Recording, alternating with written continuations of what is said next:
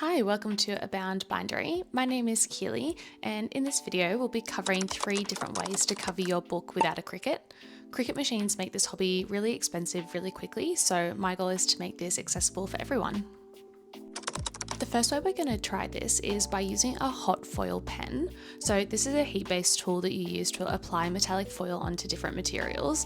It's kind of similar to a Cricut, but instead of weeding out a design and then applying heat, you only apply heat to the parts you want to transfer.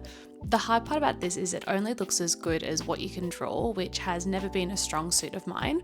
So in this case, I'm going to try tracing over a stencil first and then try going over it directly with the heat. So that's what I'm doing here. I've just chosen a script font and I'm playing around with the style and font size.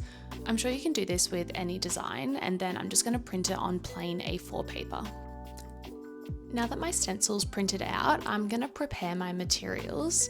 So for this, I'm using the metallic gold foil my pen came with and then just roughly cutting it to size. And then once that's ready, I'll cut out my stencil and keep it all in place with tape.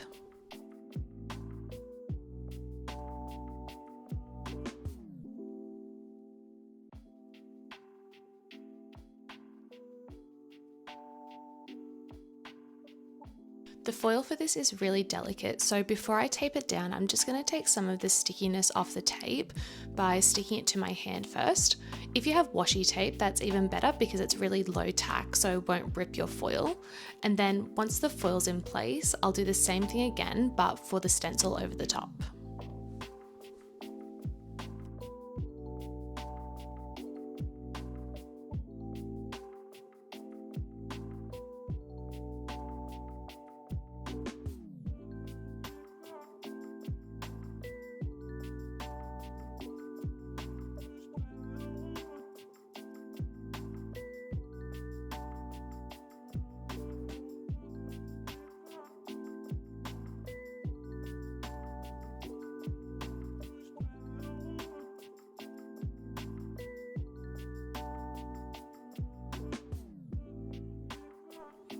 Now that everything's in place, I'm going to turn my heat pen on. This one is from Cricut Creations and mine came with 4 different tips, and I'm just using the standard nib attachment. It takes about 10 minutes for it to heat up and then I'm ready to start tracing. I'm going over this stencil really slowly and I'm just trying to indent the foil beneath it so that when I go back over it, I can trace the marks I've already left. I've seen other people sketch their designs straight onto the foil and then go over it, and that's another great idea if you have the natural talent for it. The sketch doesn't show onto your final design at all. So tracing the paper like I'm doing here is great in theory, but you'll see at the end it didn't quite turn out how I'd hoped. I'm not sure if it's because I traced it first or if it's that the foil it comes with isn't the best quality, but I'm keen to try it a few more times to see if I can improve on it. Here's a close-up so you can see just how slowly I'm tracing over the design.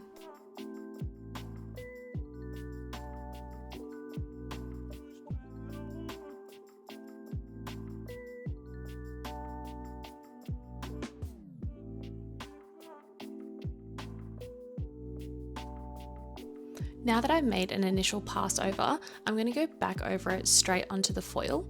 Removing the tape here is why it's really important your tape isn't too tacky, because you really don't want to bump the foil underneath. I can already see that some of the foil has started to attach to the cloth underneath, so I'm trying to keep the foil in the same position as much as possible, so I'm just going directly over the same spot.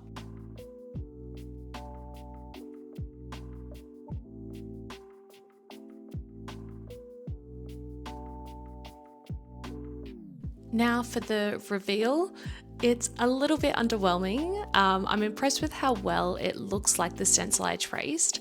It's just that the design really hasn't transferred evenly and looks pretty patchy. This did also happen with some tests that I'd done without the stencil, so it could just be that the foil isn't great quality, but if someone has more experience with foil pens, then please drop some tips in the comments below.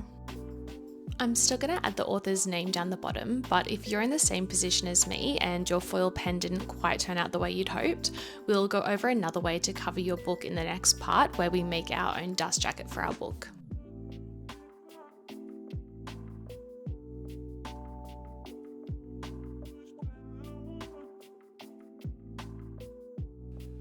For the record, this was my inspiration, so I'll keep trying, but I wish you better luck if you try this method. Next up, we have making your own dust jacket. This is such a simple and easy way to cover a book, and you can do it with any book you own, not just one that you're rebinding. So first we need to design our dust jacket. I've been trying Affinity recently for designing my book covers and I've been really enjoying it, but you can just use Canva or whatever you have access to. I can do a full video on making a dust jacket, but for the purposes of this video, we want to start with an A3 horizontal document, and this is because it's most likely going to be the largest document either your printer or print shop will be able to print for you. You can get as creative as you want for this, but I'm going to keep it pretty simple with a landscape image inspired by the woods from the Hunger Games. I want the text to be legible, so I've also darkened the image slightly by adding a transparent layer over the top.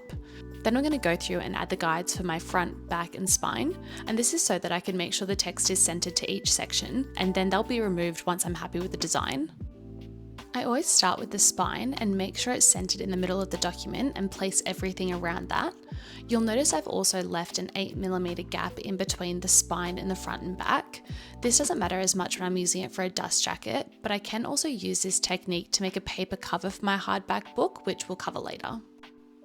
Now I just need to add text, and I'm going for a script font, and I'm just going to add the book title and author to the front and spine, and then I'm going to add a quote to the back.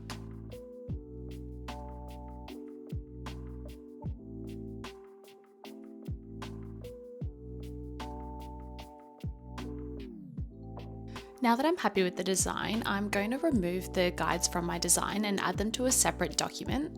This is so when I get them printed, I'm going to print double-sided and this guide will show up on the back. This is going to help make sure the folds in the dust jacket are straight, but again helps if I want to use this cover to cover a book. This can now be exported as a PDF, and I'm going to send it to my local print shop and get it printed on A3 200 GSM uncoated paper. And this is what it looks like printed. So much better than what most home printers could do, and the paper isn't too glossy and it only costs a couple of dollars. That's really the hard part done of making a dust jacket, so now we just need to cut it to size and wrap it around our book. So when I printed it, the design scaled slightly, which just means the guide on the back is a little bit smaller than intended. This really doesn't matter since we're just using it to make sure our folds are straight and centered. I'm just going to line my book up along the back and mark the top and bottom of the book so I know where to cut. If you're unsure, it's always better to make your cuts a little bit bigger initially because you can always cut more off later.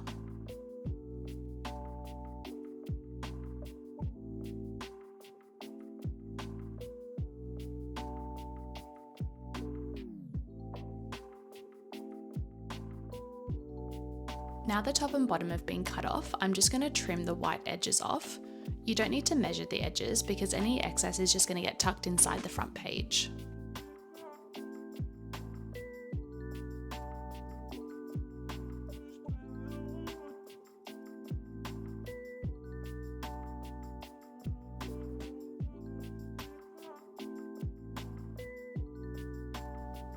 Now our dust jacket is all ready to get folded.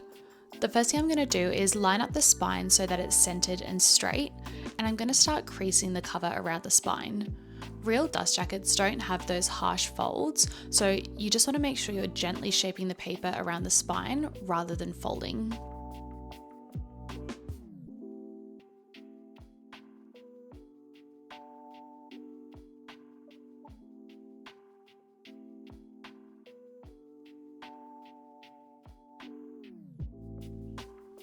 Once I'm happy with that placement, I'm going to start doing the same with the edges and gently fold them over the front and back covers. I'm trying to make sure it's not loose at all while still not leaving any harsh creases. Once those folds are made, you're all done. You've made your very own dust jacket. This is great if you've ever made a mistake with your cover or if you just want to add another layer of protection to your books.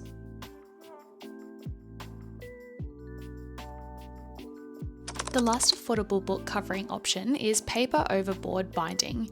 This is where instead of using cloth or leather to cover your book, you use high quality paper with a printed design to cover your book.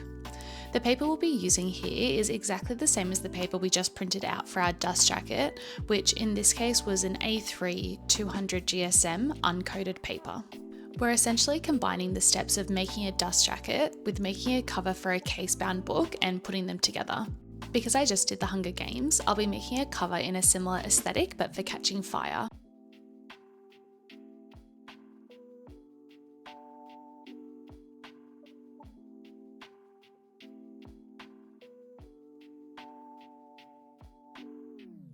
Now that our boards are all cut out, we're going to glue them straight onto the paper.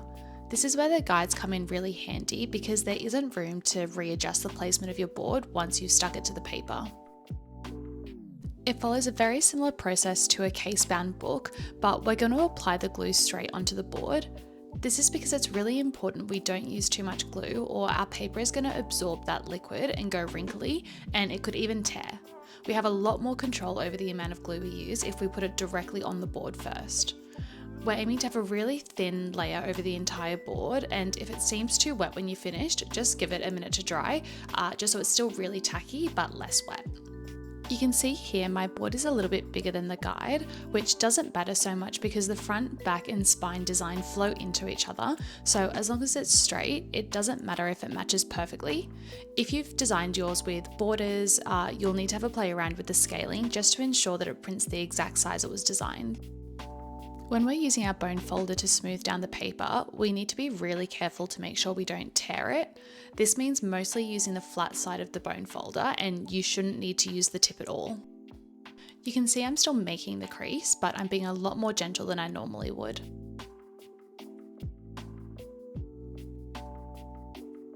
Because of the scaling, I'm still going to use my 8mm hinge spacer to make sure I have the correct gap between my spine and front and back covers, and then I'm just going to follow the exact same steps I did as with the spine. This is what your board should look like with the glue.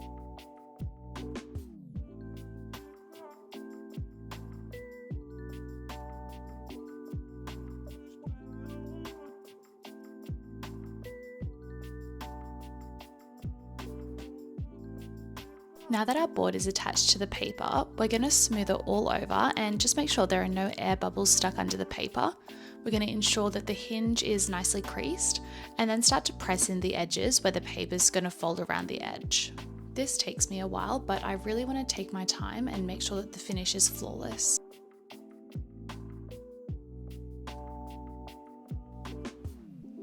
Once you're happy with that, you can flip it over and trim off the excess. I just leave the width of my ruler, which is about 1 inch.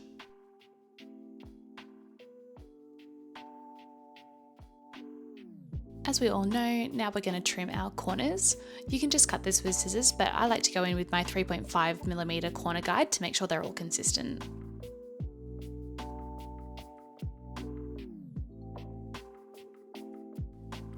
The last thing we need to do is glue these edges down. I'm just making sure they've all been creased, and as always, I'll be starting with the long edges, making sure I'm not using too much glue and gently folding them down. We're following the exact same steps as what we would usually do with book cloth, just being extra gentle because of the paper.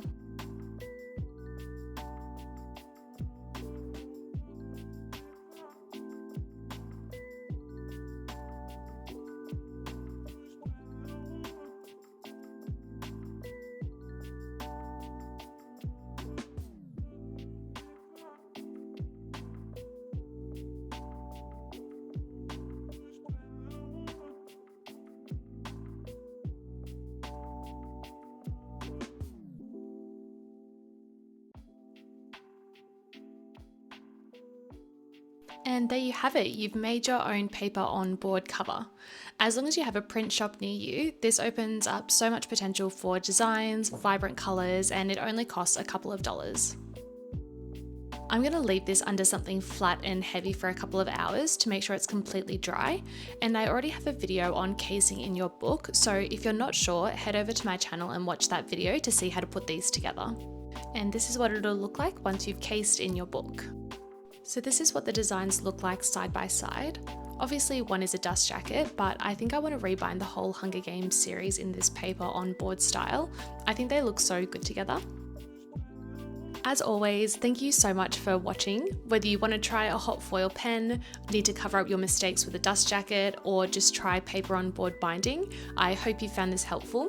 There are so many options that if you're just getting started and can't justify the cost of a Cricut or a Silhouette machine, you can still make amazing books. If you try any of these, please tag me in it or comment if you have any questions, and subscribe if you want to see more. Bye!